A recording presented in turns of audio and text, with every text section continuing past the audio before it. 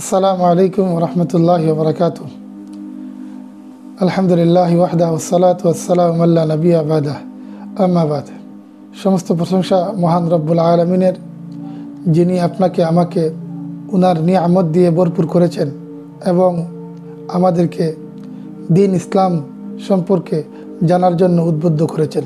আমার প্রিয় দিন দরদি ভাই ও বোনেরা, আমার এক দিনই ভাই ইসলাম চর্চা করেন, ইসলাম নিয়ে গবেষণা করেন এবং শিক্ষার নিয়তে গবেষণা করেন। উনি আমাকে একটা বিষয় জিজ্ঞাসা করলেন।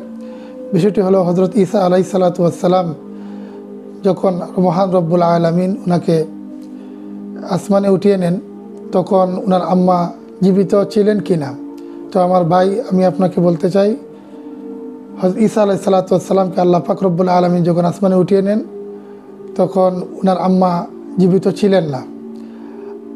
আপনি যেটা মনে করেছেন যে একটা রেওয়ায়াতে আছে যে উনি জীবিত ছিলেন, ওনার আম্মা জীবিত ছিলেন, মূলত এই রেওয়ায়াতের রাউই যিনি, উনি গ্রহণযোগ্য কোনো রাউই না, এটার কোনো ভিত্তি নেই।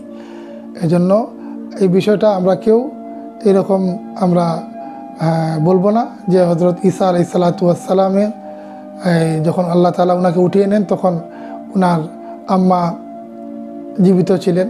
এটা সম্পূর্ণ ভ্রান্ত, এটা কোনো ভিত্তি নেই। এটাই সুস্পষ্ট বিষয়, হাদিস বিশারদগণের এটাই সুস্পষ্ট কথা যে হযরত ঈসা আলাইহিস সালাতু ওয়াস সালামকে যখন উঠিয়ে নেন তা আল্লাহ রাব্বুল আলামিন তখন ওনার আম্মা জীবিত ছিলেন না। আল্লাহ তাআলা আমাদেরকে এরকম দিন চর্চা এবং বুঝার তৌফিক দান করুন। আমিন ওয়া আখির দাওয়ানা আলহামদুলিল্লাহি রাব্বিল আলামিন। আসসালামু আলাইকুম ওয়া রাহমাতুল্লাহ।